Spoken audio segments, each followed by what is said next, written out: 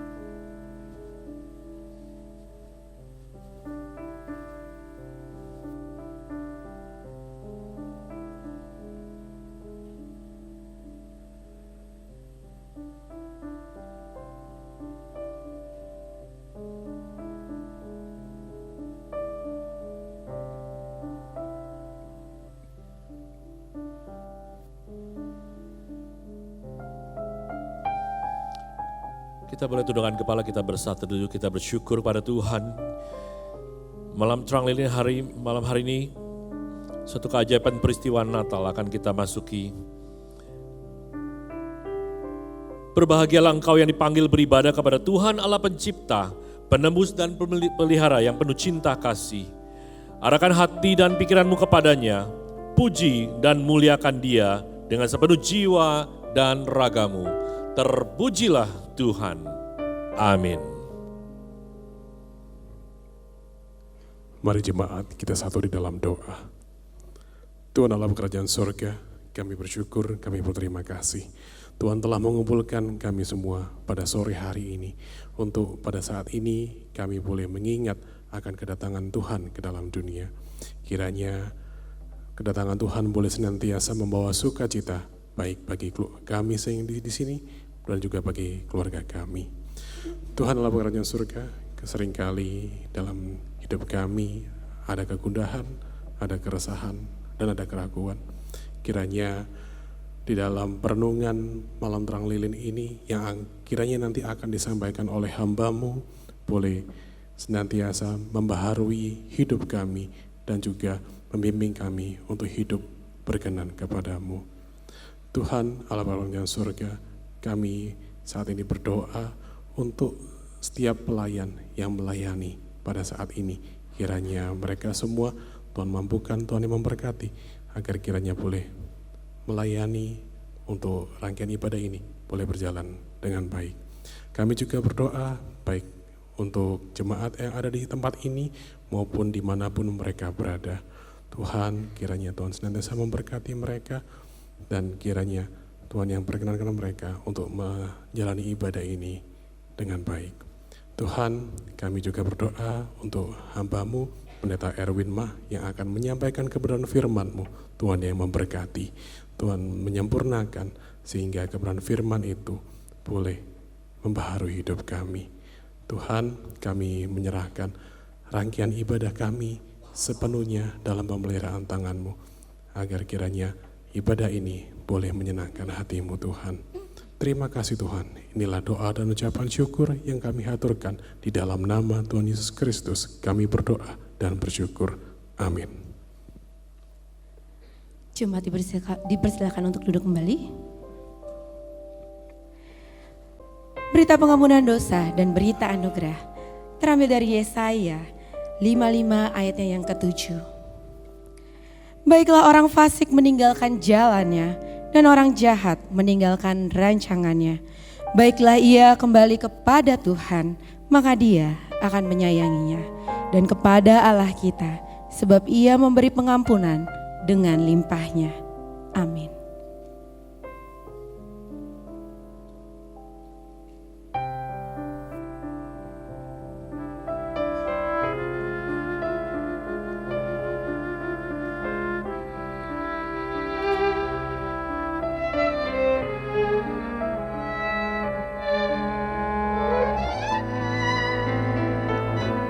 kabar duka kerap datang di beranda sosial media kita. Indonesia tengah diuji oleh bencana, gempa, tanah longsor, banjir melanda di mana-mana. Di peristiwa bencana, kita sering mengharapkan keajaiban terjadi sebagai sesuatu yang besar, yang spektakuler, dan yang mengagumkan.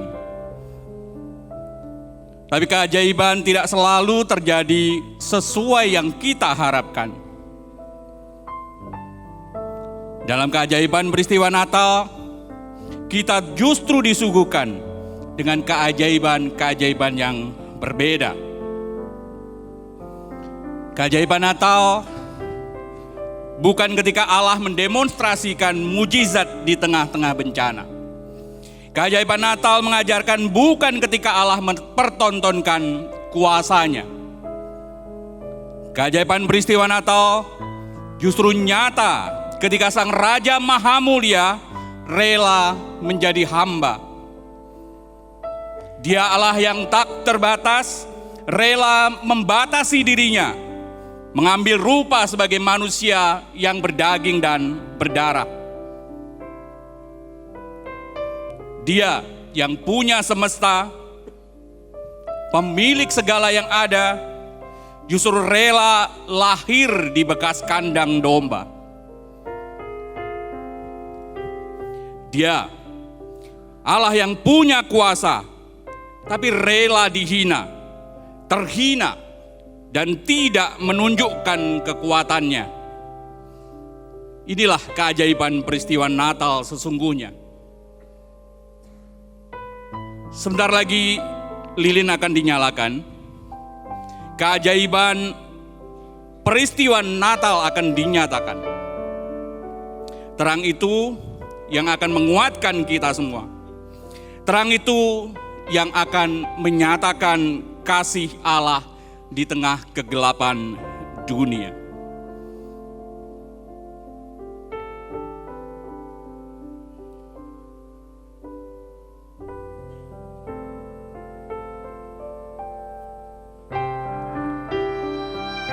Saya mengundang kepada seluruh majelis, boleh maju ke depan.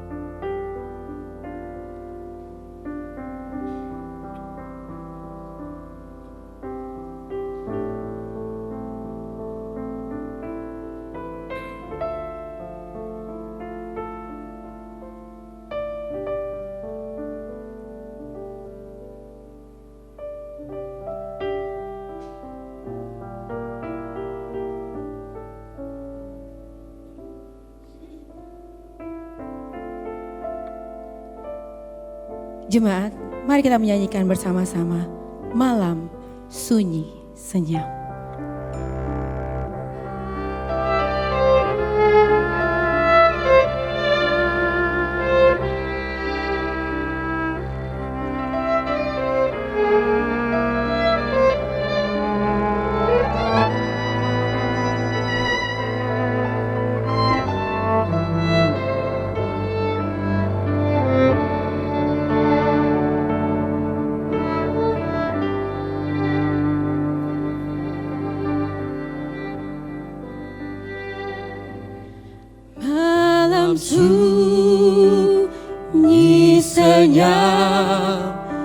Bintang-bintang cemerlang, telah terdengar suara, bawa kabar senang, Yesus Juru Selamat datang di Betlehem.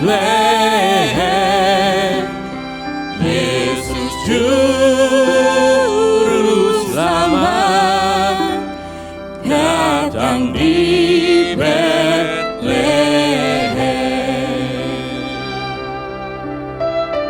Malam sunyi senyap, terkejutlah gembala.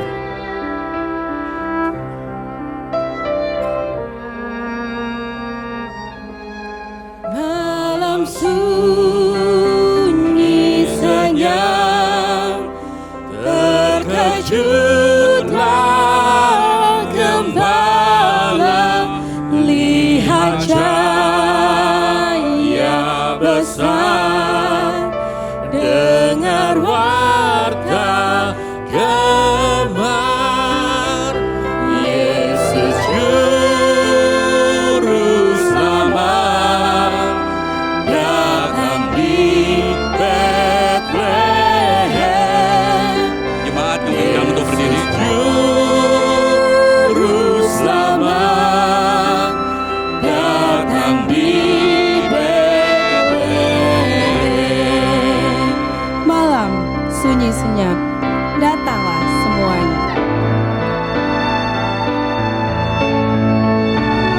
Malam sunyi senyap, datanglah semuanya ke kandang Efrata dan menyembah Dia, Yesus Juru Selamat datang di Betlehem. Yesus Juru Selamat datang di Betlehem. Yesus Juru Selamat. Yesus Juru Selamat datang di Betlehem. Yesus Juru Selamat datang di Betlehem.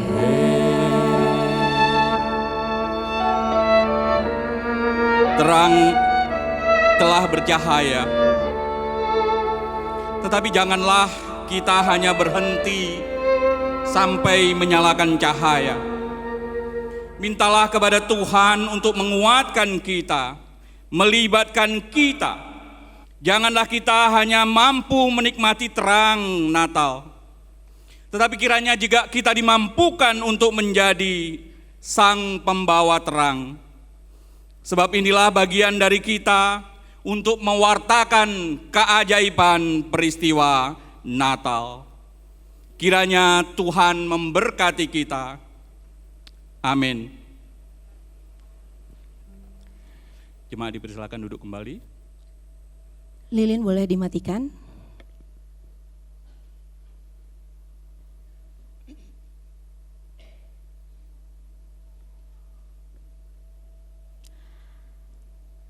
Wahai bangsa Israel, segera bersiaplah akan keajaiban iman Natal. Dan mari bersoraklah menyambut datangnya Dia, Sang Immanuel.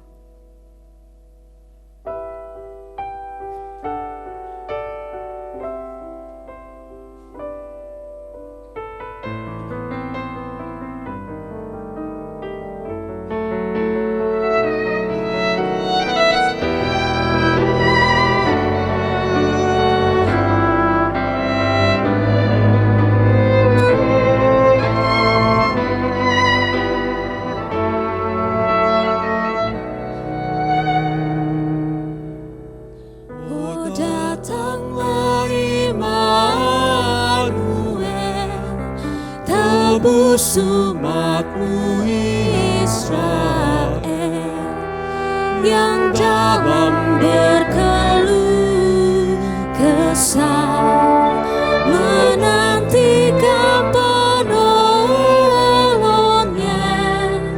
Bersoraklah hai Israel, menyambut Sang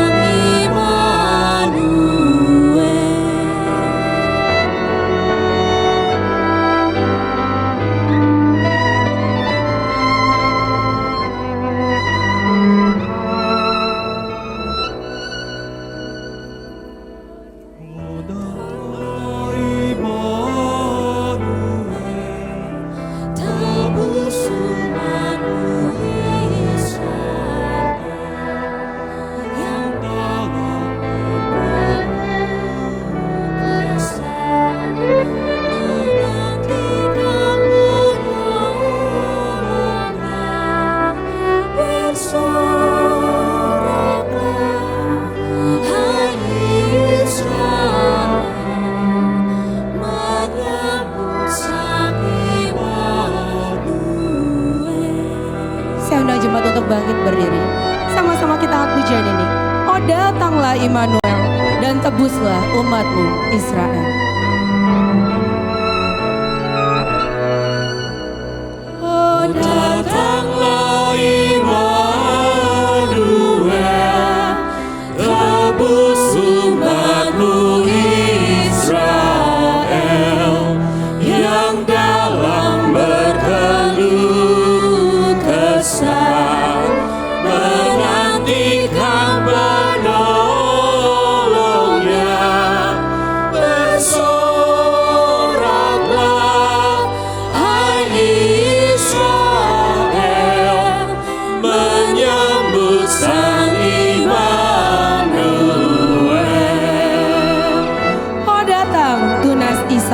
Dan patahkanlah belenggu kepedihan.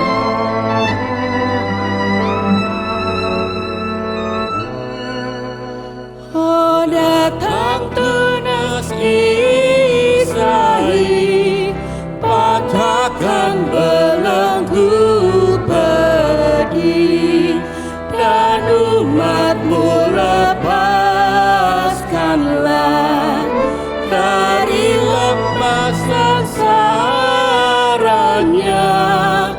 Bersoraklah hai Israel, menyambut Sang Immanuel.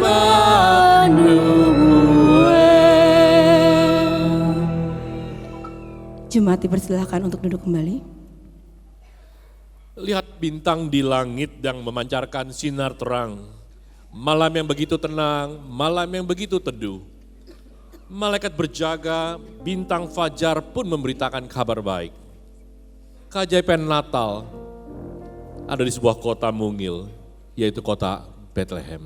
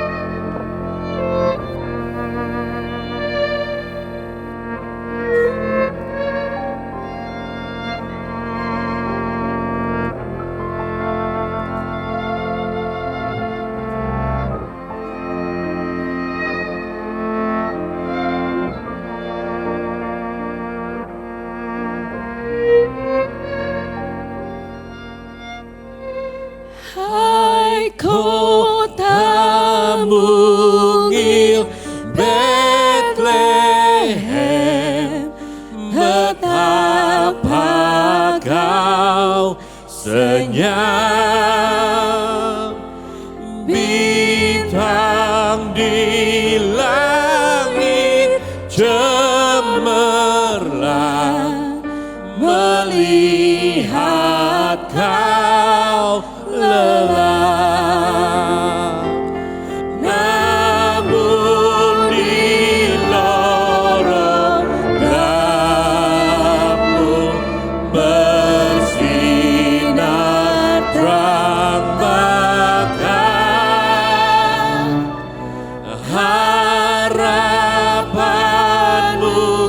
dan doamu kini terkabul. Sebab bagimu lahir Mesias Tuhan. Kita akan bait yang kedua.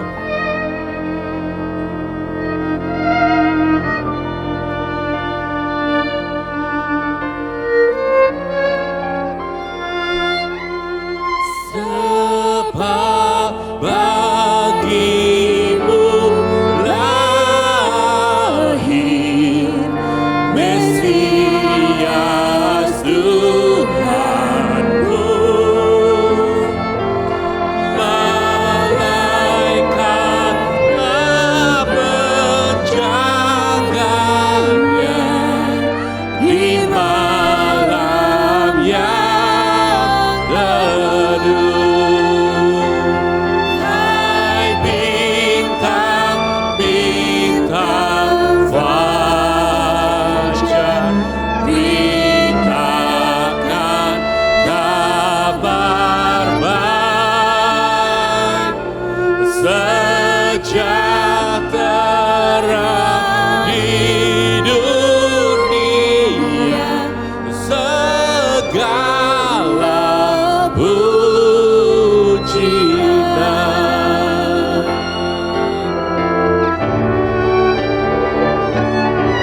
Tenang di malam sunyi, terang sorga berseri.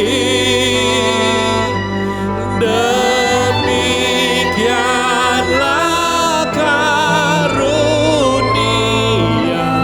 bagimu diberi.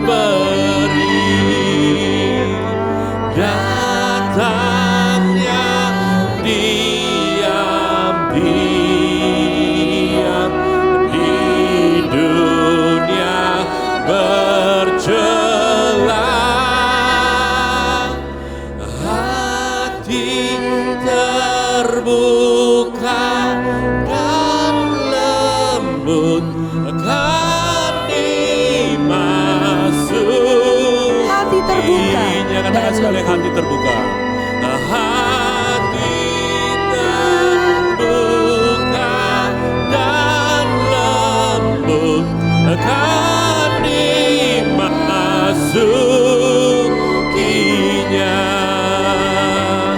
Hati terbuka dan lembut akan dimasukinya.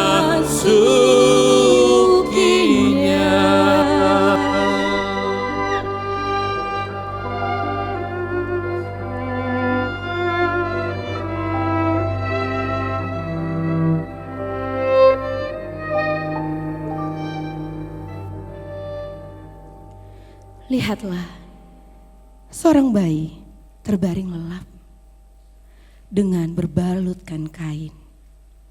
Tak ada resah dan tak ada gelisah. Sungguh, hanya ada keajaiban peristiwa Natal.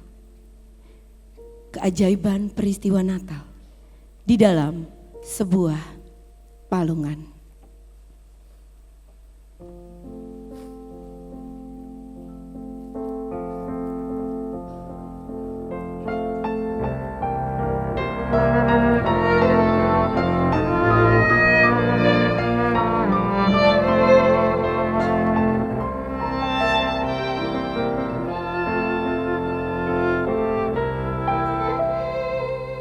Di dalam palungan tiada yang lain, terbaringlah Yesus berbalutkan kain.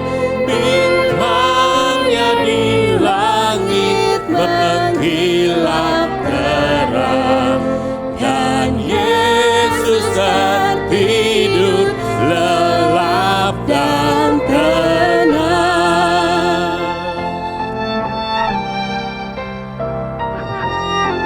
Ternak bersuara membangunkannya, tetapi sang bayi tiada resah.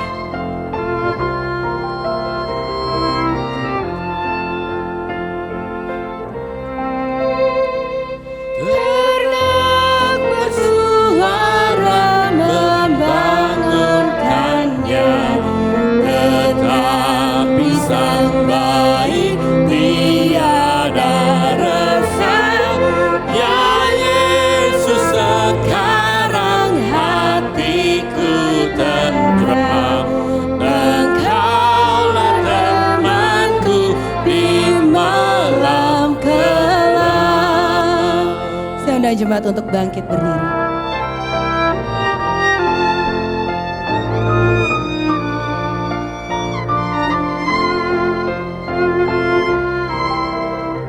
Ya Yesus, Tuhanku, dengarlah doaku.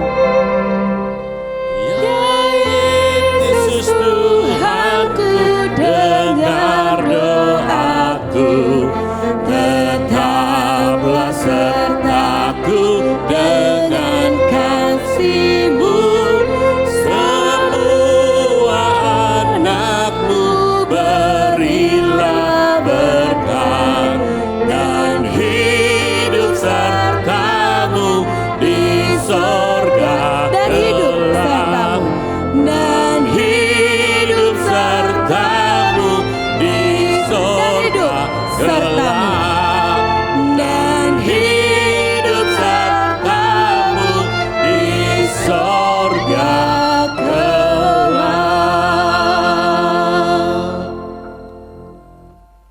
Engkau telah datang 2000 tahun yang lalu dan kami bersyukur karena belas kasihan-Mu kepada ciptaan-Mu, kepada manusia, sehingga Engkau menghampakan diri, mengosongkan diri, menjadi manusia, supaya melalui peristiwa Natal ini, maka mereka yang percaya tidak akan binasa, melainkan beroleh hidup yang kekal.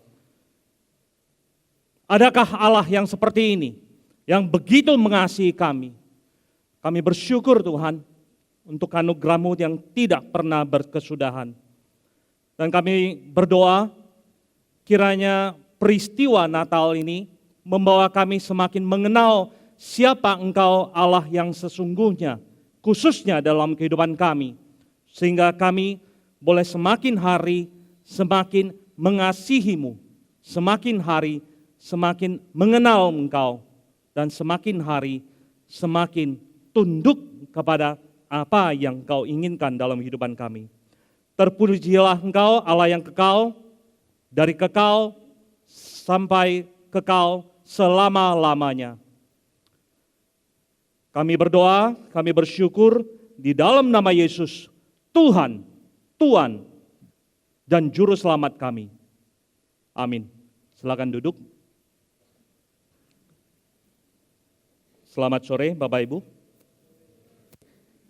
Ini adalah sebuah perayaan malam terang, bukan Natal ya. Malam terang yang paling indah, yang paling anggun yang pernah saya ikuti. Yang hingar-bingar, yang penuh dengan acara yang Tuhan sudah atur sehingga sampai semuanya menuju kepada satu titik peristiwa Natal itu sendiri. Dan kita akan melihat keajaiban dari tangan Tuhan yang memimpin segala sesuatu. Ada 3 hal yang kita akan lihat pada sore hari ini, di mana kita akan melihat bagaimana Allah dengan kekuatan dan rancangannya yang sangat presisi, maka ia akan menentukan timingnya, waktunya, dengan sangat-sangat tepat sekali. Tidak terlalu cepat dan tidak terlambat. Dan juga Allah menentukan metode yang begitu ajaib dan tidak mungkin diduplikasi oleh apapun juga. Tidak mungkin. Hanya Allah yang sanggup melakukannya. Dan Allah bukan hanya melakukan itu secara diam-diam, tapi ada saksi yang menyaksikan semuanya itu, dan Allah sudah atur sedemikian rupa, dan kesaksian mereka yang akan dibawa sampai kepada waktu kita sekarang dan yang akan datang.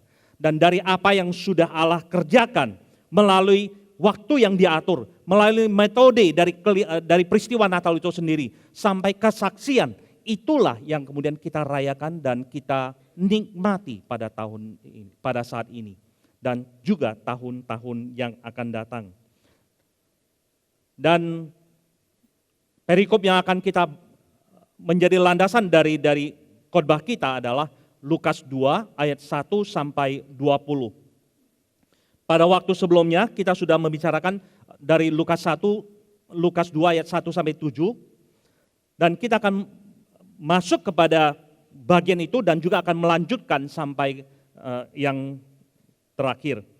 Saya akan membacakan demikian firman Tuhan. Pada waktu itu Kaisar Agustus mengeluarkan suatu perintah menyuruh mendaftarkan semua orang di seluruh dunia. Inilah pendaftaran yang pertama kali diadakan sewaktu Kirenius menjadi gubernur di Syria. Karena itu pergilah semua orang mendaftarkan diri masing-masing di kotanya.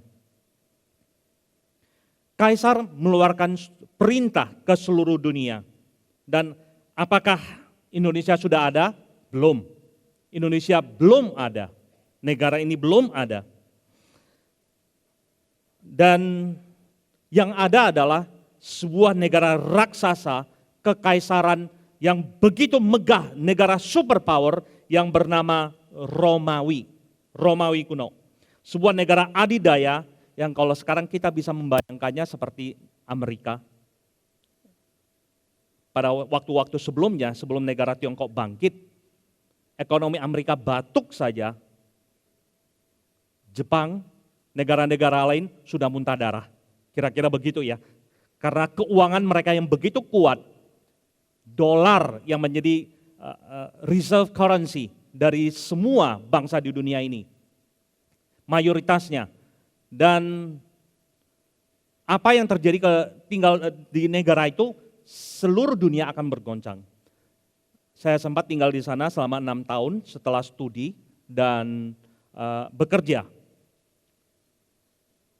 Kalau kita jalan-jalan ke suatu negara, mungkin kita tidak terlalu merasakannya ya, kita datang, kita jalan, kita pulang. Tapi kalau kita sempat tinggal beberapa tahun, maka apalagi bergaul dengan orang-orang lokal, ya Amerika mirip-mirip di Indonesia lah ya. Ada uang, apapun bisa. Tidak ada uang, ya susah sekali. Itu juga terjadi di mana-mana sih. Tapi khususnya di Amerika, itu sangat-sangat materialistis. Apalagi kalau sudah Natal, namanya Black Friday atau Boxing Day. Boxing itu saya pikir entah apa itu. Ternyata ya buka kado. Pokoknya uang aja. Nggak ada uang, pinjam kartu kredit, makanya kebanyakan orang utang semua. Dan apa yang ada di dalam ketika saya tinggal di sana adalah tidak ada satupun negara atau peristiwa yang Amerika tidak bisa lakukan. Termasuk ketika pada waktu itu terjadi peristiwa 9/11, saya ada di sana. Dan bagaimana pesawat yang pertama menabrak dari World Trade Center. Istri saya sudah dengar cerita ini sudah 2000 kali, jadi dia sudah biasa. Yang lain mungkin belum pernah. Pada saat pesawat menabrak dari tower itu yang pertama, saya masih perjalanan kerja dari kalau saudara pernah ke New York, itu Queensboro menuju ke Manhattan. Saya kerjaan di Manhattan, di Midtown. Dan orang-orang berteriak, World Trade Center kebakar. Ya, pada waktu itu naik subway kereta 7 dan kita melihat, oh ya benar ada kebakaran, tapi kita nggak tahu itu apa. Lalu dalam hati saya pikir, Amerika, apa sih yang Amerika tidak bisa lakukan? Gitu ya. Begitu saya sampai di kantor dan saya manajer di perusahaan kantor di komputer itu. Lalu 15 menit kemudian tetangga pada heboh mengatakan itu pesawat yang kedua menabrak World Trade Center. Saya pikir ini ada apa ya? Setengah jam kemudian nggak sampai itu dua-dua rubuh. World Trade Center-nya rubuh dan kita masih bingung, ini Hollywood atau yang beneran? Gitu ya. Dua-dua rubuh kayak cake begitu.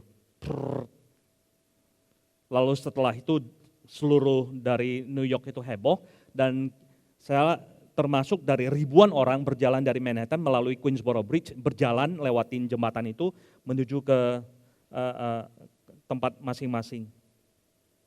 Negara adidaya yang setelah dihantam, maka mereka mulai membalas babi buta, menyerang negara lain, dan negara lain nggak bisa apa-apa.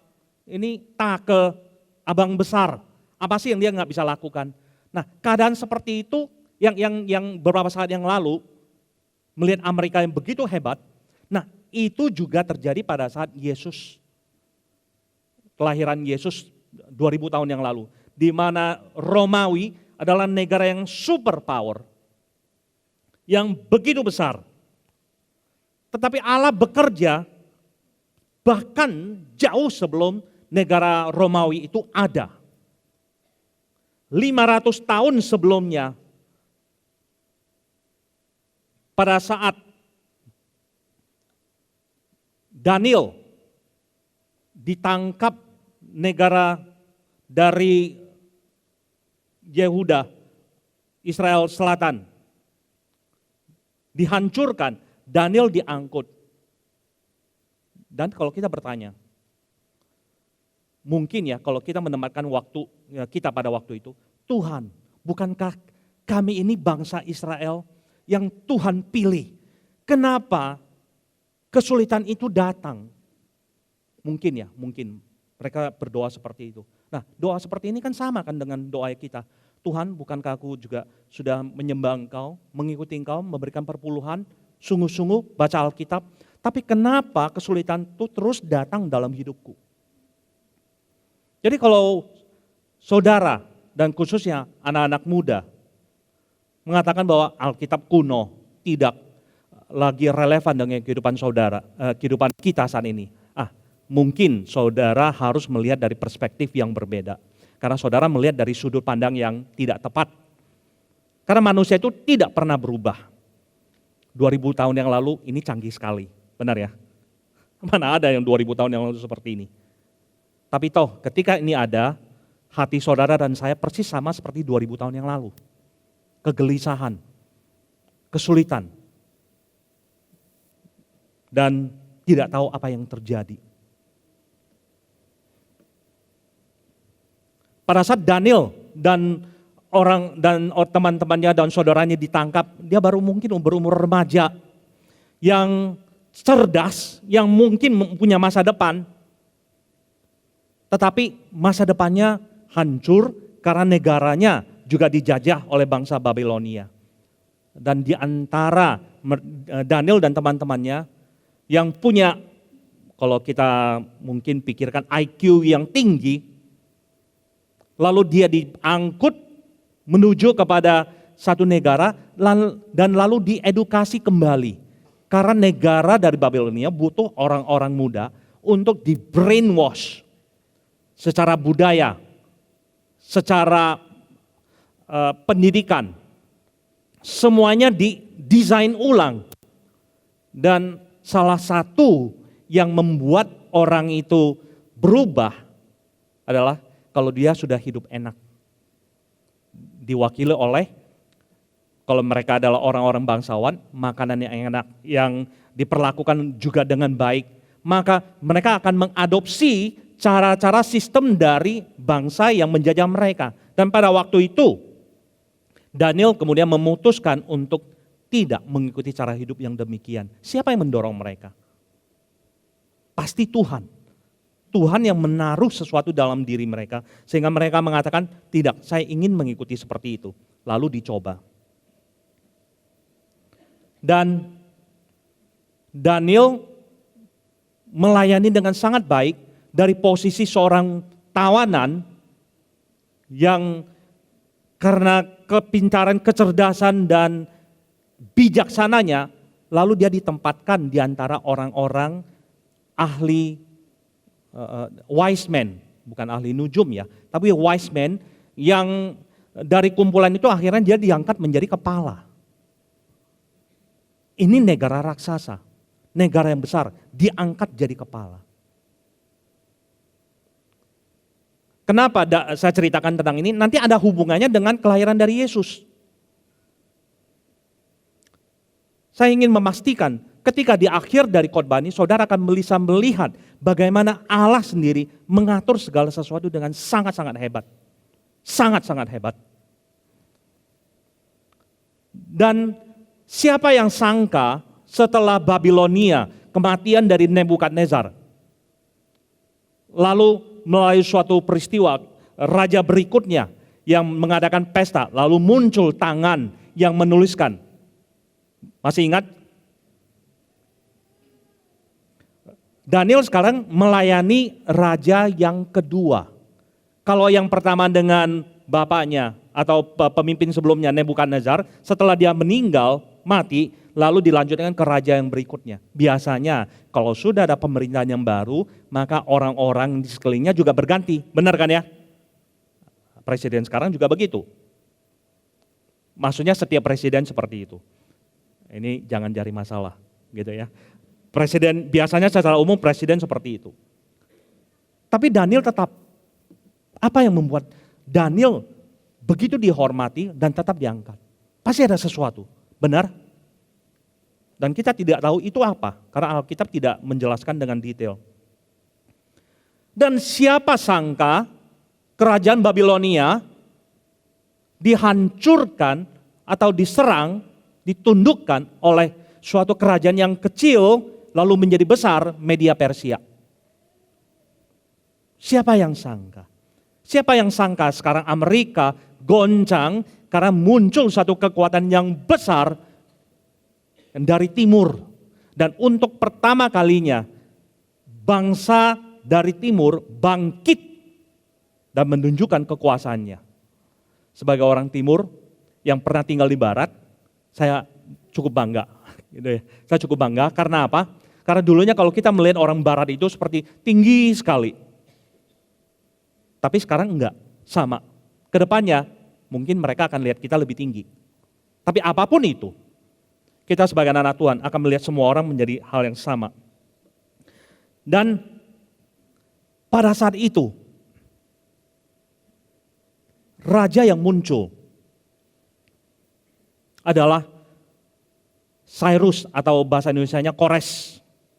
500 tahun sebelum zaman Yesus. Seorang raja muncul, Kores, lalu ini raja besar, ada raja yang lebih kecil bernama Darius. Dan dari Darius inilah kita tahu cerita dari Daniel di mana dia dimasukkan ke gua singa. Nah, sekarang pada saat yang sama ketika pemerintah berganti, seharusnya ini kan penasehat musuh kan ya. Daniel itu kan penasehat bangsa Babilonia. Tapi entah kenapa Daniel itu punya keanggunan, bijaksana yang membuat musuh dari bangsa yang dia layani mengangkat dia kembali. Siapa Daniel ini? Sampai setiap raja yang berhadapan dengan dia tunduk. Wah, saya tidak pernah bisa membayangkan Daniel itu seperti apa. Seorang yang mungkin sangat anggun, bijaksana, tidak gerasak gerusuk. Dan setiap yang dikatakan itu mengandung bijaksana yang orang tidak bisa sangkal. Bahkan orang yang tidak percaya pun, seperti Raja Darius. Alkitab mengatakan dia sangat menghormati Daniel, padahal ini adalah penasehat raja yang menjadi musuh mereka.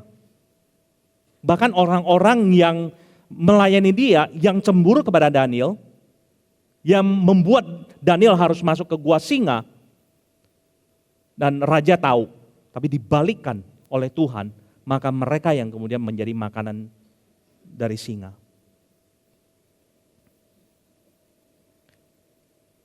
Penguasa diatur oleh Tuhan untuk masuk di dalam sejarah yang Tuhan akan bawa menuju kepada peristiwa Natal ini. Dan pada saat itu bangsa Israel terpecah, mereka ada di dalam pembuangan. Lalu Raja Kores ini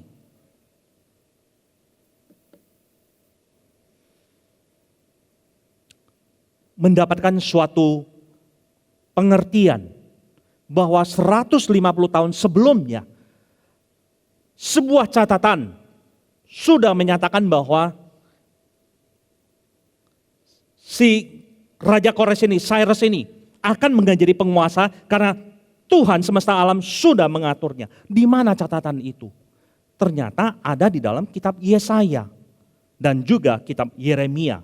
Di dalam kitab Yesaya dikatakan, akulah, demikian kata Tuhan, yang berkata tentang Kores, itu 150 tahun kemudian. Tentang Kores, dialah gembalaku.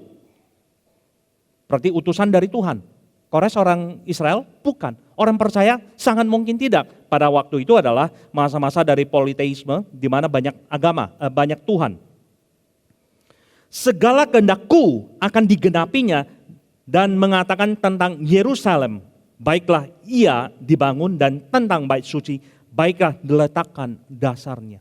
Begitu spesifik, 150 tahun kemudian, bahkan orang yang tidak percaya pun tercengang. Ternyata aku sudah dipilih oleh Tuhan semesta alam. Maka dengan catatan ini, Yesaya juga melanjutkan. Kira-kira Yesaya waktu ngomong begitu, Yesaya tahu nggak apa yang akan terjadi 150 tahun kemudian? Mungkin dia ada gambaran. Mungkin Tuhan memberikan dia suatu penglihatan. Tapi sesuatu yang mungkin samar-samar. Seperti pada zaman dahulu, tahun 1700-an, kalau ada orang bermimpi, aku melihat sebuah burung, tapi dengan badan yang merupakan besi yang terbang di udara. Nah, sekarang kita tahu itu pesawat terbang. Kira-kira seperti itu ya. Ada gambaran yang rada kabur tapi lumayan jelas. Di pasal yang berikutnya Yesaya berkata, akulah, demikian kata Tuhan, yang menggerakkan Kores untuk menyampaikan, untuk maksud penyelamatan, dan aku akan meratakan segala jalannya. Meratakan segala jalannya. Ketika Tuhan tutup semua jalan, tidak ada yang bisa membuka. Dan ketika Tuhan buka jalan, tidak ada yang bisa menutup. Dan ketika Tuhan mengatakan, dia ratakan semua jalan, maka siapa yang sanggup untuk menahan itu? Dialah yang akan membangun kotaku dan yang akan melepaskan orang-orangku yang ada dalam pembuangan tanpa bayaran, tanpa suap. Suap sudah terjadi 500 tahun sebelum zaman Yesus. Bukan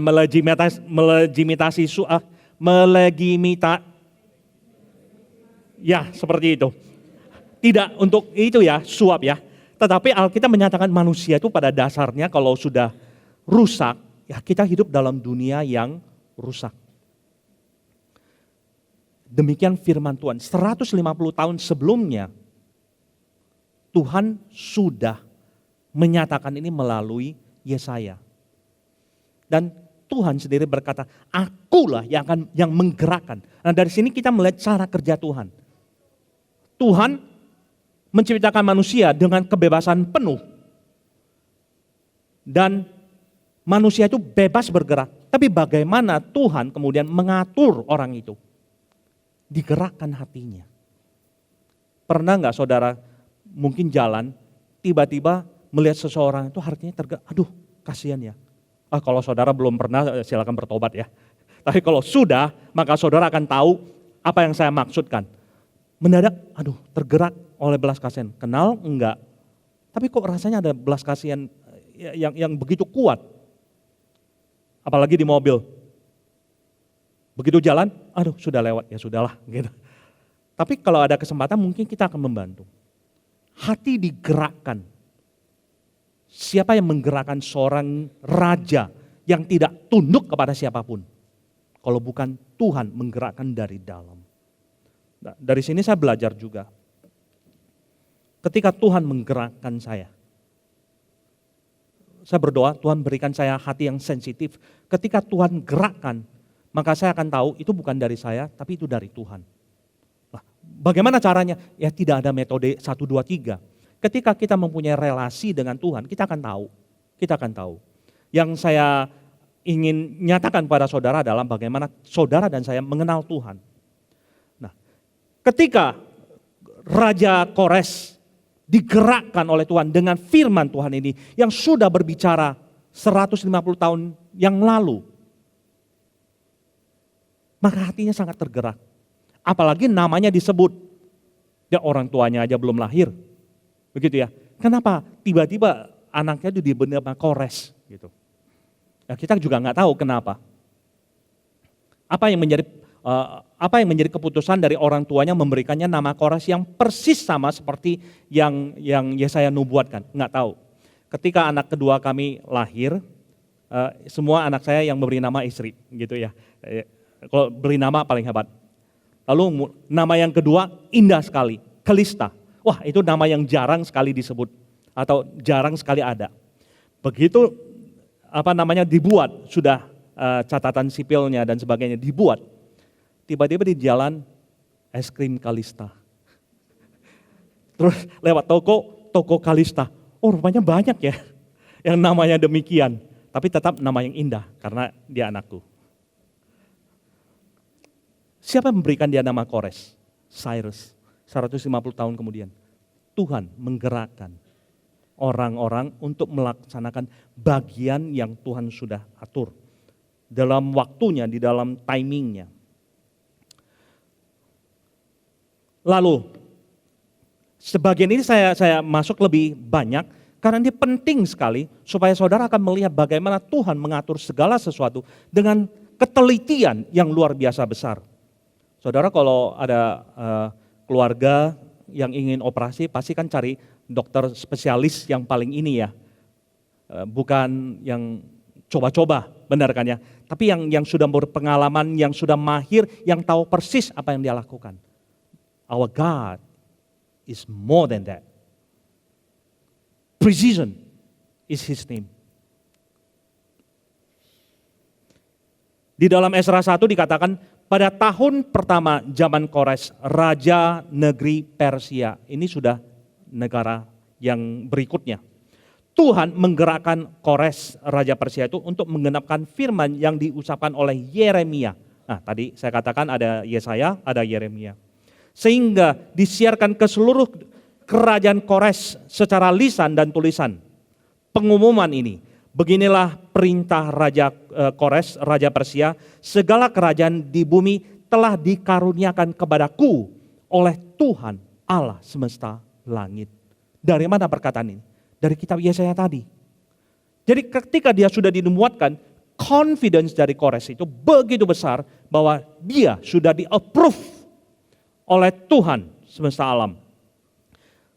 Dan perkataan dari Yeremia ini adalah, maka seluruh negeri ini akan menjadi reruntuhan dan ketandusan.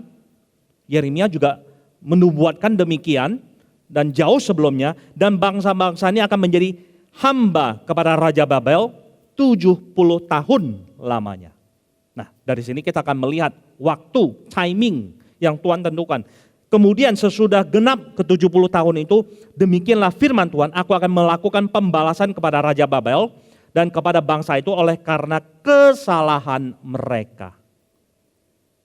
Juga kepada negeri orang Kasdim.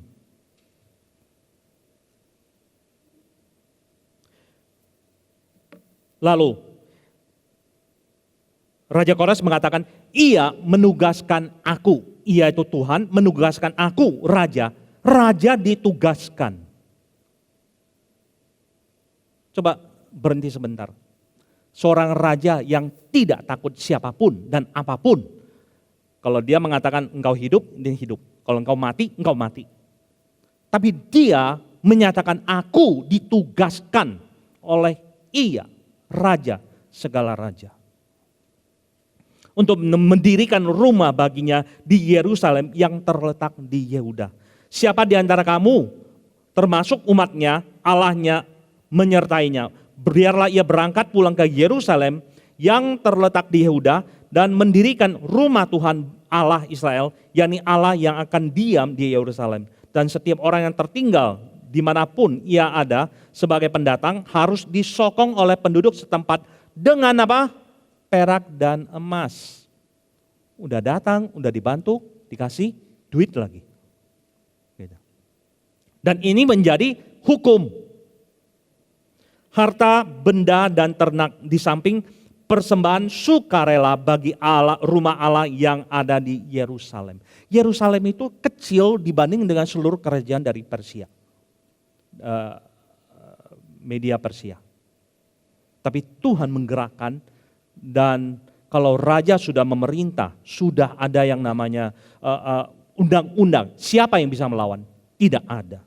Tidak ada yang bisa melawan. Dan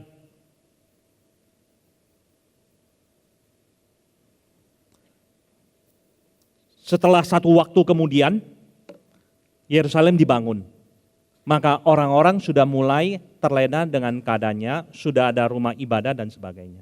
Tapi Allah tidak bekerja sampai di sana. Israel kembali punya bait Allah untuk disembah. Tapi Allah tetap bekerja, bahkan ketika anak-anak Tuhan tidak menyadarinya. Kalau saudara mengatakan, Tuhan, where are you when I need you the most? God is still at work. Tuhan sedang bekerja dengan caranya yang engkau dan saya tidak lihat, tapi Dia sedang bekerja. That is the God that we worship.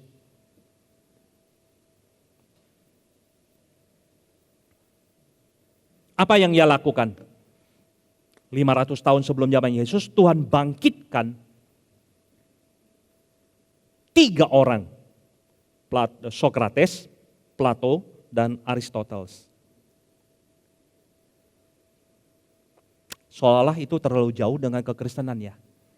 Tapi kalau saudara melihat benang merah ini, saudara akan tahu bahwa Tuhan memunculkan orang-orang ini. Kaitannya dengan kekristenan itu apa? Dibutuhkan 3 generasi. Sokrates, Plato, muridnya, dan Aristoteles, muridnya. Aristoteles ini, yang saya pernah dengar, seluruh pemikiran dari dunia ini, fondasinya sudah pernah dipikirkan oleh 3 orang ini. Sejauh apa, sehebat apa, ya saya tidak belajar filosofi dengan mendalam, tapi sesuatu yang saya pikir ada benarnya. Lalu, pada saat yang terakhir, Aristoteles ini, dia yang kemudian menjadi guru dari seorang yang Tuhan sudah persiapkan begitu matang dan hebat, yang bernama Alexander the Great. Dari kerajaan Makedonia yang kecil di Yunani, dan pada usia 22 tahun, dia mulai memimpin dan berperang terus.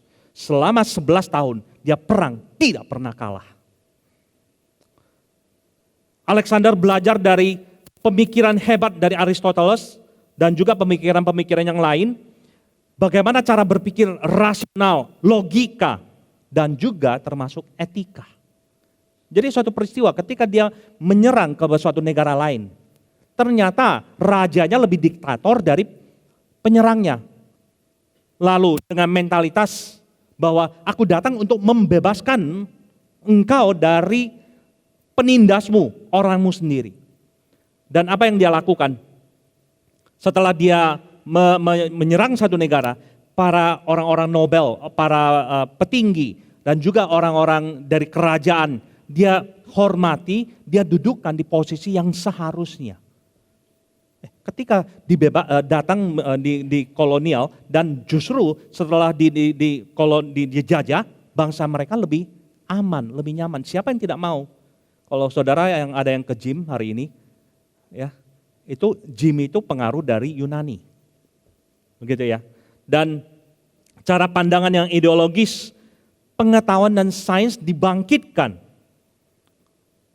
Dan satu hal, Aristoteles dia mengajarkan untuk Alexander Great ini menghargai bangsa budaya di luar bangsa Yunani. Yang kadang-kadang kita cenderung lupa, bangsa lain ataupun budaya lain kita remehkan. Tapi Alexander the Great ini kemudian melakukan apa yang diajarkan oleh dia. Walaupun usianya tidak panjang, sekitar umur 32-33 dia kemudian mati. Tapi apa yang dia lakukan?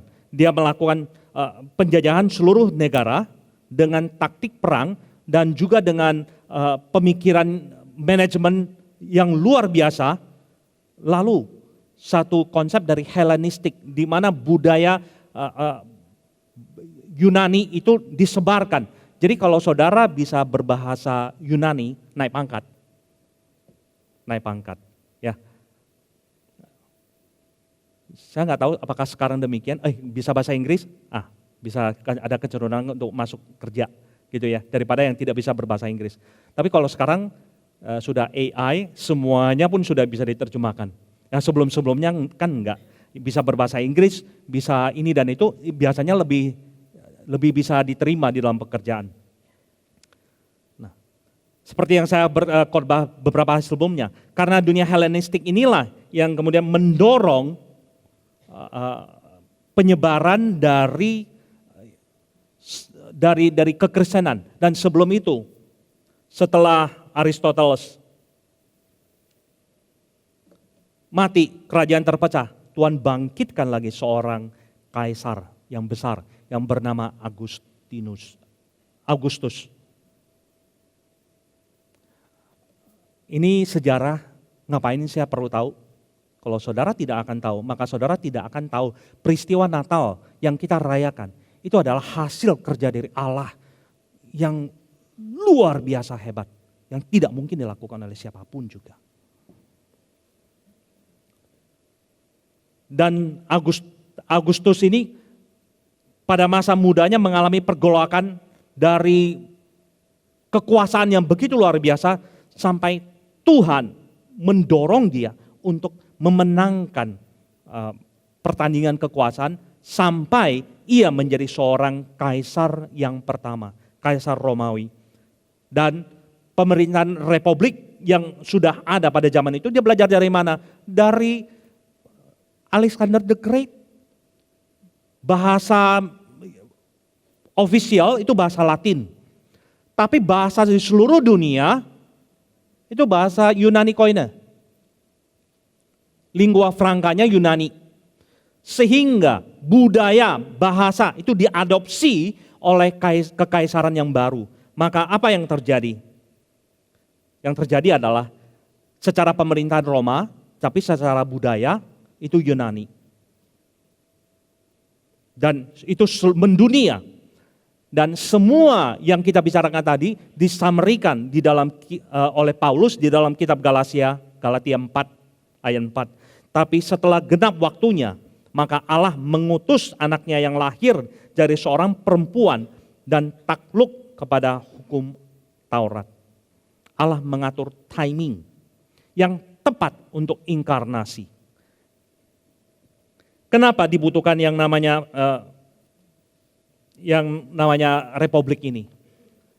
Karena di dalam republik orang yang tidak bersalah itu nggak boleh dihukum, kecuali diberikan kesempatan untuk membela diri.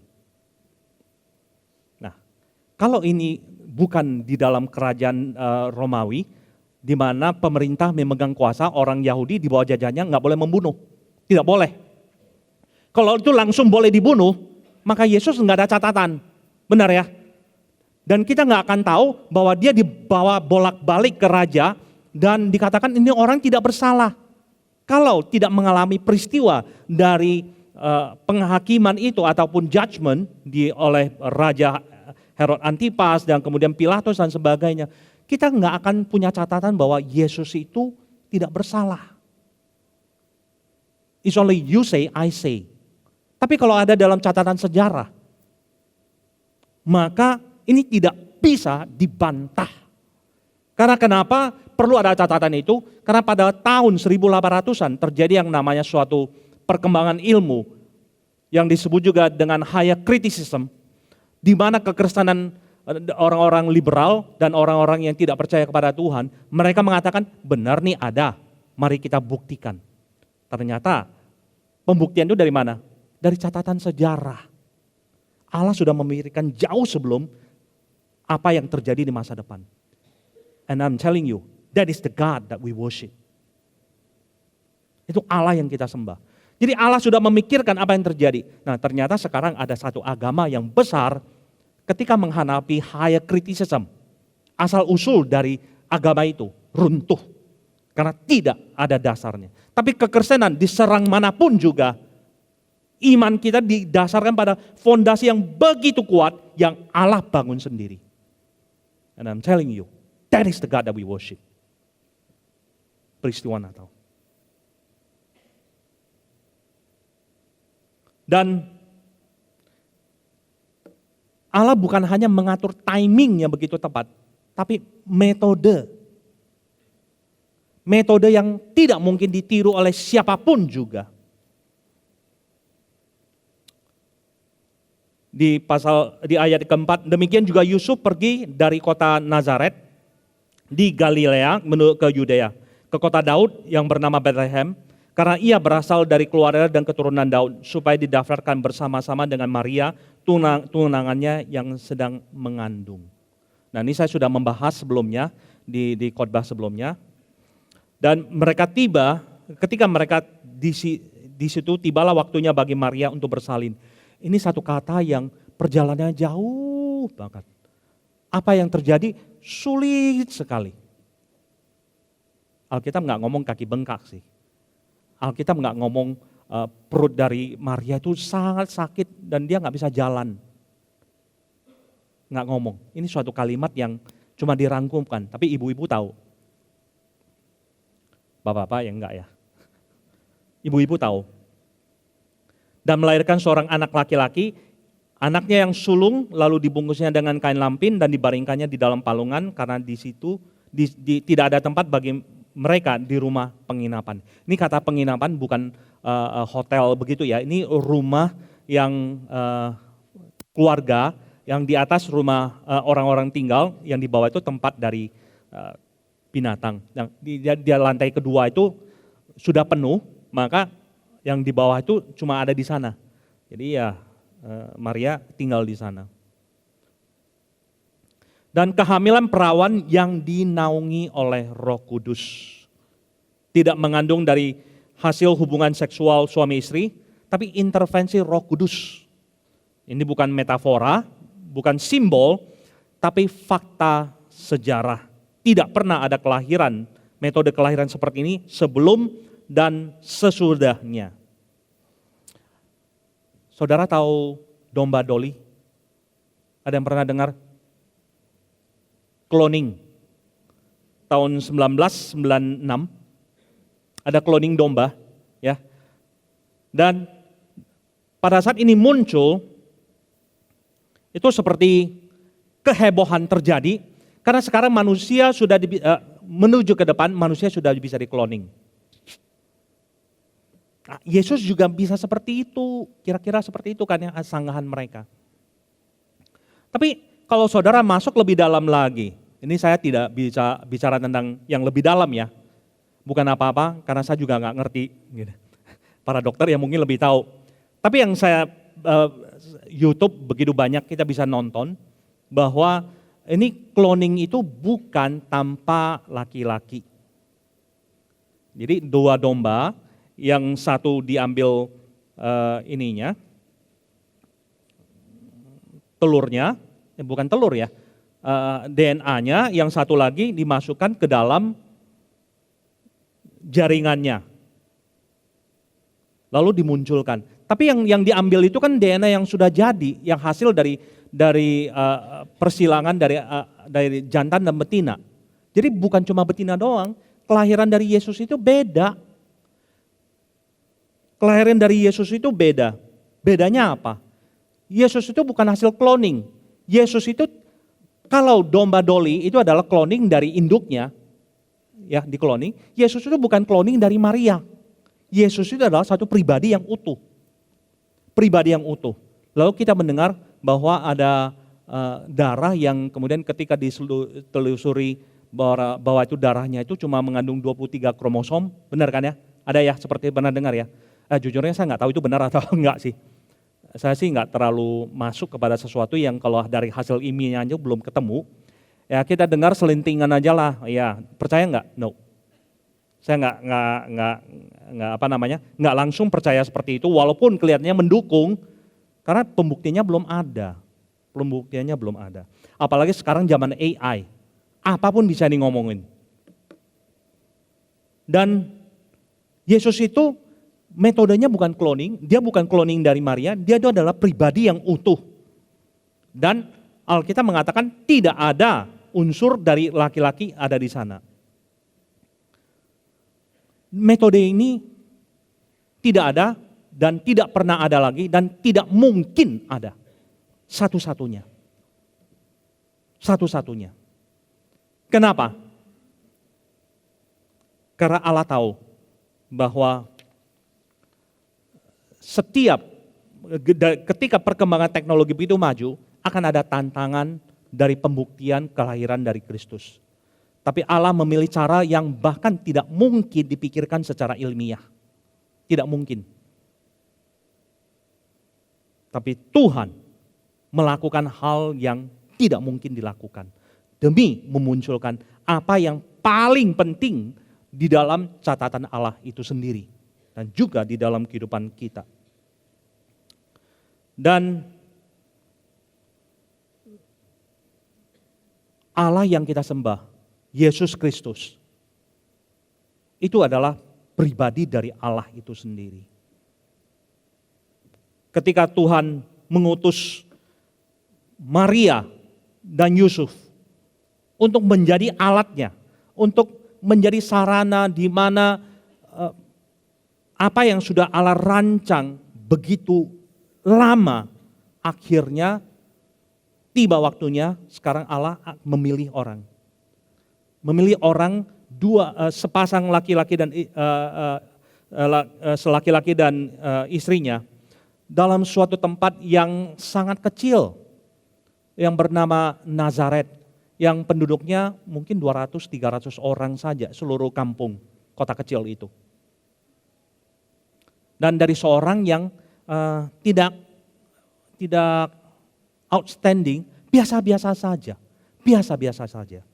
Kalau kemarin kita melihat model Maria yang saya katakan, ini kayak Maria agak sedikit tua. Nah, ini pemeran Maria, ini saya sangat setuju ya. Masih muda sekali, karena memang Maria pada waktu itu cuma umur sekitar antara 13 sampai 15 tahun. Karena pada zaman itu ya usia dari seseorang yang betrothed ataupun sudah engaged. Tapi saya melihat apa yang membuat Maria dipilih oleh Tuhan. Saya coba terka-terka, berusaha untuk memahami cara berpikir Tuhan. Dari pembicaraan Maria dengan Gabriel, saya menemukan bahwa Maria mempunyai hati yang kudus. Kudus itu selalu diibaratkan, dikaitkan dengan moralitas. Saya pikir enggak ya, kudus itu jauh lebih besar dari moralitas. Roti yang kudus masa ada moralitasnya? Kan enggak ya. Tapi kudus itu berkaitan dengan didedikasikan kepada Tuhan. Dari pembicaraannya dengan Gabriel, maka kita akan tahu ketika Gabriel menyampaikan bahwa ia dipilih untuk menjadi sarana di mana Mesias akan muncul. Dia menggunakan kata, jadilah sesungguhnya aku ini adalah hamba Tuhan. Dia tidak mengatakan sesungguhnya aku adalah pelayan, tapi hamba, budak. Budak itu terserah tuannya, dia mau lakukan apa, ya terserah dia. Di dalam perjalanan rohani saya belajar itu. Tuhan adalah Tuhanku. Ketika doa kita tidak didengar, ketika apa yang sudah kita lakukan tidak seperti ada hasilnya, seolah-olah kita mencari apa sih yang kurang, yang harus saya lakukan. Saya belajar untuk tidak lagi mempertanyakan itu. Saya belajar untuk tunduk. Gampang? Wah enggak. Tapi ada kesungguhan menyadari bahwa dia itu Tuhan, pemilik hidupku. Dia mau aku hidup, aku hidup. Dia mau aku mati, then so be it. Tapi kehendak dia nggak cari mati ya. He is my Lord. Dan Maria mengatakan, jadilah padaku menurut perkataanmu. Ini bukan perkataan tanpa resiko. Pertama, kekudusan ataupun keperawanan pada waktu itu sangat penting. Karena tradisi ini kalau dilanggar, maka seluruh masyarakat itu akan menghakimi. Ya, orang yang cuma berapa ratus orang, masa nggak kenal satu dengan yang lain? Jadi kalau seluruh masyarakat menghakimi dia mau kemana lagi? Itu penghakiman yang sangat besar. Nama buruk yang akan ditanggung oleh dia. Dan bukan hanya dia, juga Yusuf. Seorang gadis yang kita nggak tahu latar belakangnya seperti apa, tetapi ketika kita melihat Alkitab, apa yang dikatakan oleh para gembala ketika menceritakan tentang malaikat yang muncul kepada dia, kepada mereka yang menyatakan kelahiran dari Kristus, mereka menyimpannya dalam hati. Kemudian ketika umur 12 tahun kemudian Alkitab mencatat ketika Maria dikatakan ada pedang yang menusuk ke dalam hatinya, dia menyimpannya di dalam hati. Seorang yang tidak asal ngomong, tapi berpikir, menyimpan, menyimak. Ini bukan orang yang sembarangan, orang yang anggap remeh hidupnya, tapi orang yang sungguh-sungguh. Nah, orang yang seperti ini masih ada nggak dalam kehidupan kita sebagai anak-anak Tuhan? Atau jadi orang Kristen yang pokoknya ya saya persembahan, saya datang ke gereja, saya perpuluhan dan jemaat Natal Paskah, pada Paskah dan Natal baru datang. Enggak, saya enggak begitu, saya mengikuti kok seperti itu. Tapi hati yang kudus dalam arti hati yang didedikasikan kepada Tuhan. Adakah seperti itu di dalam kita? Untuk apa? Oh, luar biasa. Nanti di akhirnya saya akan katakan untuk apa kita benefitnya, tanda kutip ya, benefit. Kalau kita mau bicara benefit dari hati yang didedikasikan kepada Tuhan. Dan seorang yang menyimpan dalam hati, berpikir. Banyak orang Kristen sekarang tidak lagi berpikir. Tapi Maria berpikir. Kita diminta untuk menjadi anak-anak Tuhan, menjadi seorang murid. Murid artinya belajar dan berpikir. Think. Apalagi GRI adalah gereja yang misionaris dan kritis. Kritisnya mana? Khotbah tidur. Kritisnya mana? Setelah itu Yusuf. Saudara nyadari enggak? Yusuf tidak pernah bicara dalam Alkitab. Enggak ada perkataan Yusuf di dalam kehidupan dari hidupnya. Dia terima dari mimpinya, lalu kemudian dia jalankan. Yusuf tidak pernah berbicara. Tapi kemarin ketika dalam perjalanan slide dalam khotbah, ketika perjalanan Maria dan Yusuf dari Nazaret menuju Bethlehem, aktor itu menggambarkan sekali bagaimana seorang yang khawatir tentang keselamatan dari Maria. Dan coba pikirkan, rencana Allah yang sudah dia susun bertahun-tahun, berabad-abad, sekarang bergantung kepada dua orang ini, Maria dan Yusuf.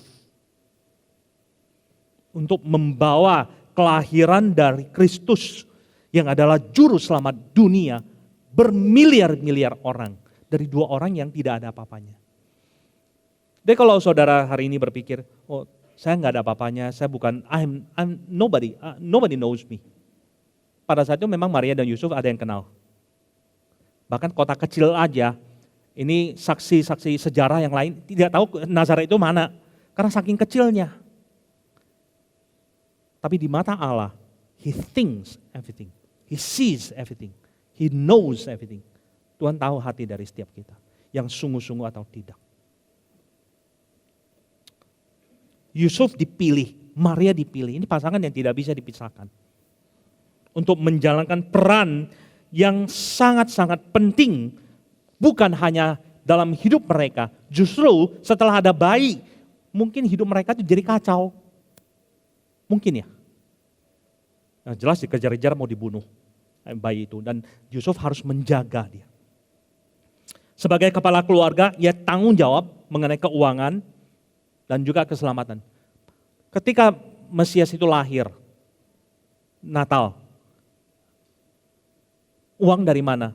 Berapa waktu kemudian, 40 hari kemudian ada penyucian, dan mereka, karena seorang perempuan ketika melahirkan, maka 7 hari dia menjadi tidak tahir, dan kemudian 40 hari akan ada penyucian di bait Allah, persembahan. Dia bawa burung dara, tekukur, yang adalah tanda bagi orang yang miskin.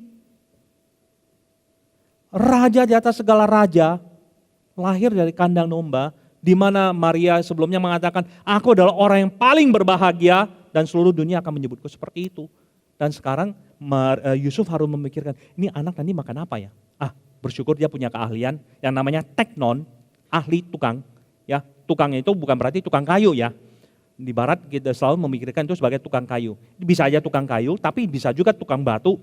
Karena sekitar 1 jam perjalanan dari Nazaret, itu ada satu kota yang namanya Sephora, yang sedang dibangun kembali oleh Kaisar untuk menjadi kota yang super mewah. Nah, mungkin Yusuf bolak-balik di sana. Nah, sebelum di sana, Yusuf ini tinggal beberapa saat di Bethlehem.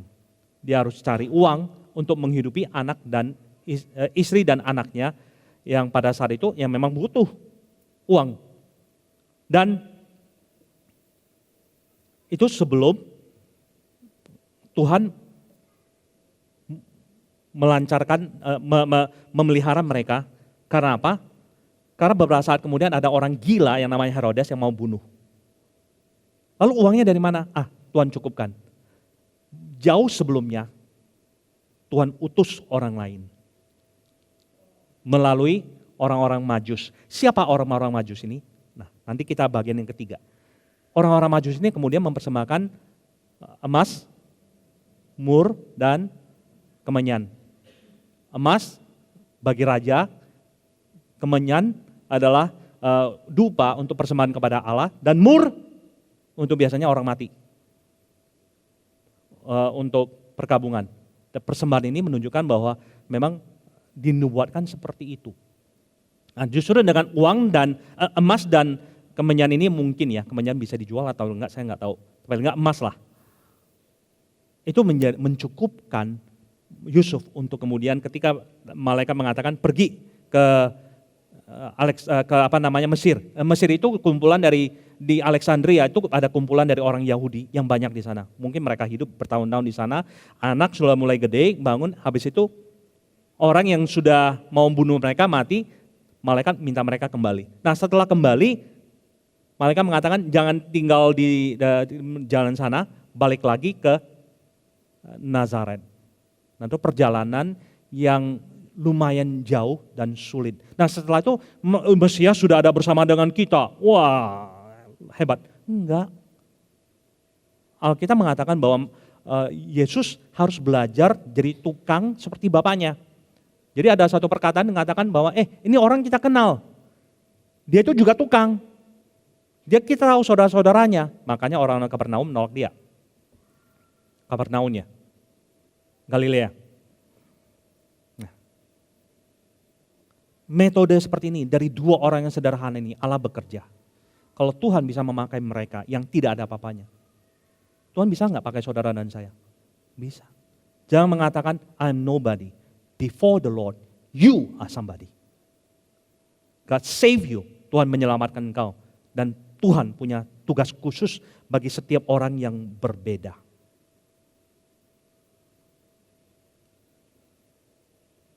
Dan kita akan masuk kepada bagian yang ketiga dan yang terakhir.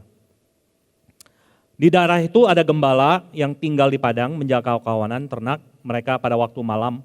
Tiba-tiba berdirilah seorang malaikat Tuhan di dekat mereka dan kemuliaan Tuhan bersinar meliputi mereka dan mereka sangat ketakutan.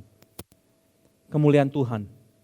Saudara ngerti nggak apa yang dikatakan ini kemuliaan Tuhan? Saya nggak ngerti, tapi saya ingin merasakan kemuliaan Tuhan itu seperti apa. Pasti sangat-sangat indah sekali. Saya nggak ngerti sih ya, kemuliaan Tuhan itu seperti apa. Tapi sesuatu yang membuat kita merasa cukup. Itu yang Musa minta. Show me your glory. Bukan minta, Tuhan engkau tahu aku butuh rumah yang gede.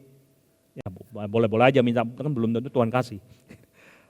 Ya, tapi kalau kita masuk lebih dalam lagi, we want the glory of the Lord. Karena itu jauh lebih memuaskan. Lalu kata malaikat itu kepada mereka, jangan takut sebab sesungguhnya aku memberitakan kepadamu kesukaan besar untuk seluruh bangsa. Hari ini telah lahir bagimu juru selamat, yaitu Kristus, Tuhan di kota Daud. Lalu mereka cepat ke sana dan menjumpai Maria di palungan.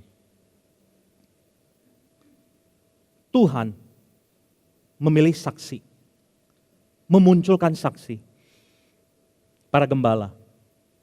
Tapi sesungguhnya siapa saksi pertama? Yusuf. Kan Yusuf ada di sana pada saat kelahiran. Ada bidan enggak? Saya enggak tahu. Alkitab tidak mengatakannya. Mungkin ada ibu-ibu. Banyak hal yang kita enggak tahu. Tapi Yusuf adalah salah satu saksi yang pertama. Tapi karena dia orang biasa dan Tuhan memunculkan orang yang di luar, Yusuf adalah orang yang dalam, ini orang luar, dan menyatakan bahwa apa yang malaikat katakan mengenai Mesias ini. Dan bukan hanya para gembala, tapi juga Tuhan munculkan orang Majus. Orang Majus ini siapa? Orang Majus adalah orang-orang di Persia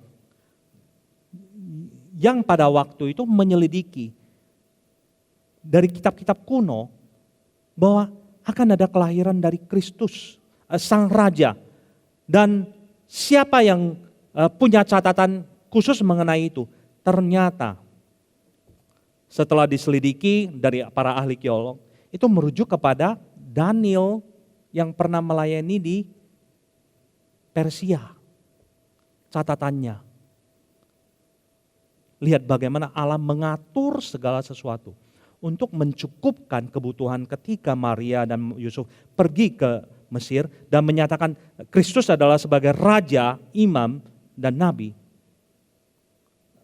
Ratusan tahun jauh sebelumnya Tuhan mengutus Daniel dan catatan itu yang kemudian dipakai oleh orang-orang yang pada zaman Yesus mempelajari dari catatan kuno karena Herodes kan tanya mereka, ini lahirnya di mana?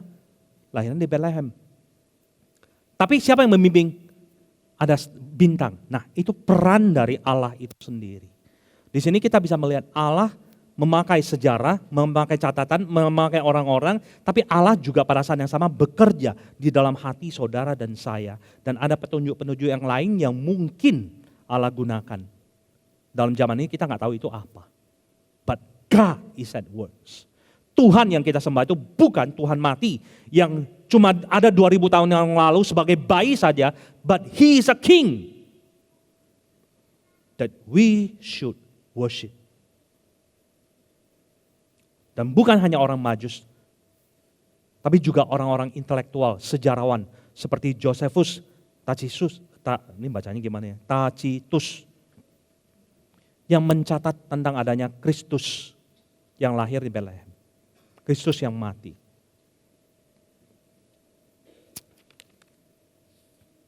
Hari ini, ketika kita merayakan Natal, sebuah perayaan yang tidak sederhana, karena Allah bekerja dengan sangat luar biasa, ketat, presisi. Dia menggerakkan orang-orang untuk bahkan yang tidak percaya. Makanya kalau ada satu perkataan untuk kalangan sendiri, saya sangat tidak senang itu. Peristiwa Natal bukan untuk kalangan sendiri, untuk semua orang, tergantung mereka mau terima atau enggak, terserah mereka. Tapi Allah kita adalah Allah dari segala makhluk hidup. Dia mengatur timing yang begitu tepat selama beratus-ratus tahun, bahkan ribuan tahun.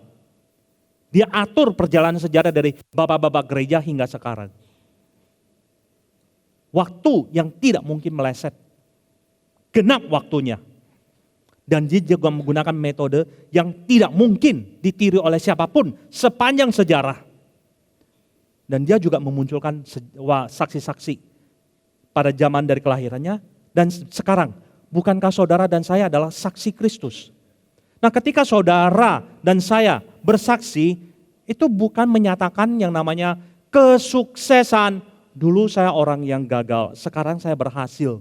Karena Kristus, puji Tuhan. Nah, coba ganti Kristusnya dengan agama yang lain. Jadi sama itu. Sama enggak? Sama. Lalu apa bedanya? Kesaksian, bukan cerita sukses.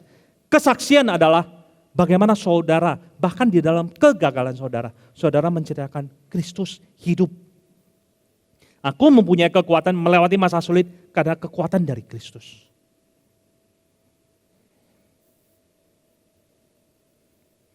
Tidak seorang pun bisa melakukan apa yang Allah rancang dan lakukan di dalam Kristus. Inilah keajaiban dari peristiwa Natal itu sendiri. Jadi perayaan Natal yang saudara dan saya rayakan itu adalah sebuah perayaan tentang kehebatan dan keajaiban dan kekuatan Tuhan untuk mengatur segala sesuatu. Do you believe this God that you and I put your life in it? Jangan hanya menjadi orang Kristen yang, saya orang Kristen, ya sudah Natal, tahun baru, siap. Tapi jauh lebih dalam, apa benefitnya ketika saudara dan saya sungguh-sungguh mencari Tuhan? Benefitnya adalah Tuhan akan membukakan rahasia-rahasia yang tidak Dia nyatakan kepada orang yang tidak mencari Dia. Seek and you will find. Cari maka engkau akan mendapatkan. Ketika engkau sungguh-sungguh mencari, maka Allah akan membukakan rahasia-rahasia yang engkau tidak tahu sebelumnya. Yang engkau tidak sadar sebelumnya, bahkan mungkin ada di depanmu. Tapi begitu engkau tahu maka akan timbul pengertian. Nah hidup ini, saudara, apa yang membedakan anak kecil dan orang dewasa? Anak kecil cuma menjalankan, orang dewasa ngerti apa yang dia lakukan. Hanya ketika saudara mengerti apa yang saudara lakukan dalam hidup ini, maka hidupmu menjadi berarti. Jikalau tidak, ya time will goes by and you will be gone. Nanti ketika di hadapan Tuhan, Tuhan akan mengatakan, who are you? I don't know you. Tuhan, aku ke gereja loh, aku memberikan persembahan. Tapi itu bukan itu. Aku nggak kenal. I don't know you. Itu Matius 7 kan. Bahkan ada yang melakukan mujizat. Tapi Tuhan mengatakan engkau yang pembuat kejahatan. Know the Lord. He is your God. He is my God. Know the Lord. He is your King. He is my King. Know the Lord. He is your Lord and He is my Lord. Pemilik hidupku. Dengan begitu maka peristiwa dari Natal ini akan menjadi suatu keajaiban. Keajaiban dulu ketika terjadi dan keajaiban sekarang. Hidupmu dan hidupku berubah. Jangan hanya menjadi orang Kristen yang hanya datang ke gereja, tick the box, go home, enjoy your life. No, you will not enjoy it. The most precious of life is not when you enjoy your good food or like you have many kind of how much money in your bank account. But when you know who your Lord is and you know why you live in this earth. Saya bukan muda lagi. I know what I'm talking about. Saya harap saudara juga begitu. Atau paling tidak, mulai hari ini, kenallah Tuhanmu. Ketika ada kesempatan untuk mengenal Dia, kenallah. Kalau saudara sudah tidak lama tidak ke gereja, ya sudah, itu masa lalu. Come again, datang kembali. Gereja Reformasi Indonesia itu belajar Alkitab, belajar tentang mengenal Tuhan. Datang kembali. Engkau yang sudah lama. Selama Tuhan masih berkenan untuk membuka kesempatan engkau ke gereja mendengar firman Tuhan, datang. Your life will be full with the richness of God's glory. Maka hidupmu akan menjadi berarti.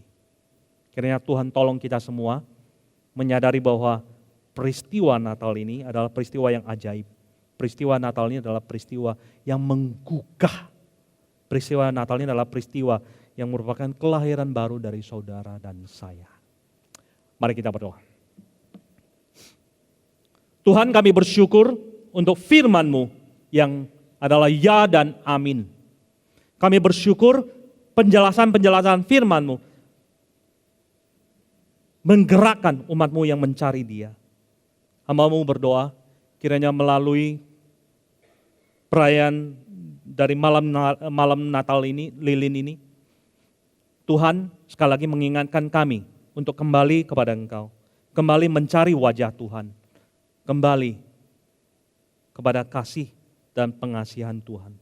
Terpujilah nama-Mu Tuhan dari kekal sampai kekal, di dalam nama Yesus kami berdoa dan mengucap syukur. Amin. Bersama gereja di segala abad dan tempat, marilah kita mengikrarkan pengakuan iman rasuli sebagai berikut. Aku percaya kepada Allah, Bapa yang Maha Kuasa, Khalik langit dan bumi, dan kepada Yesus Kristus anaknya yang tunggal Tuhan kita, yang dikandung dari Roh Kudus, lahir dari anak darah Maria, yang menderita sengsara di bawah pemerintahan Pontius Pilatus, disalibkan, mati dan dikuburkan, turun ke dalam kerajaan maut.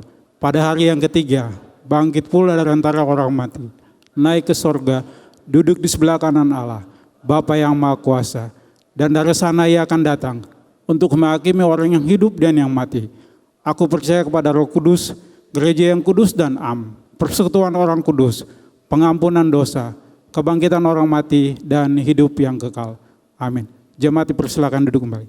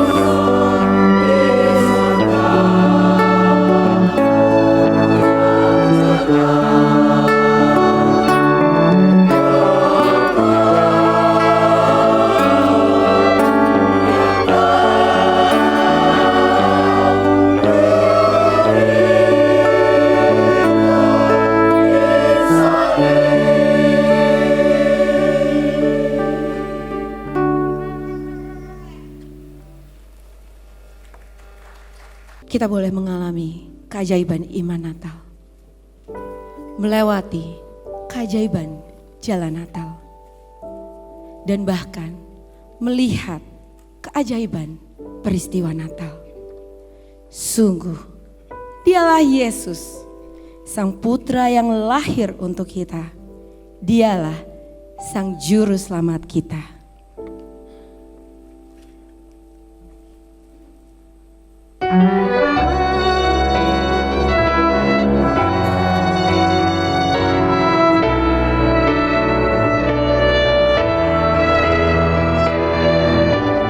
Seorang anak telah lahir untuk kita.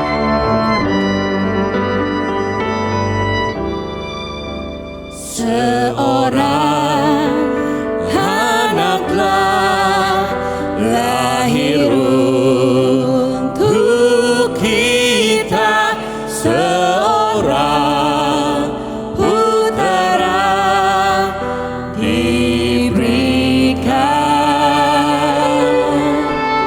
lambang pemerintahan di atas bahunya, dan namanya pun disebut orang penasehat ajaib, Allah yang perkasa, Bapa yang kekal, Raja damai, sambutlah Dia, Yesus Tuhan, Juru Selamat dunia.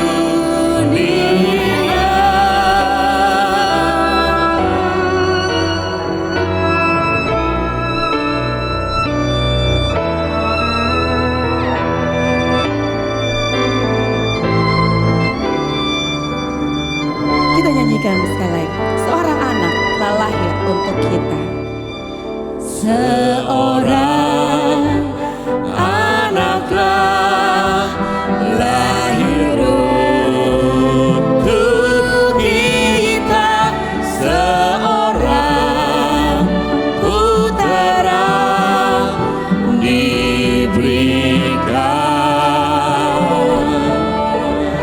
lambang pemerintahan di atas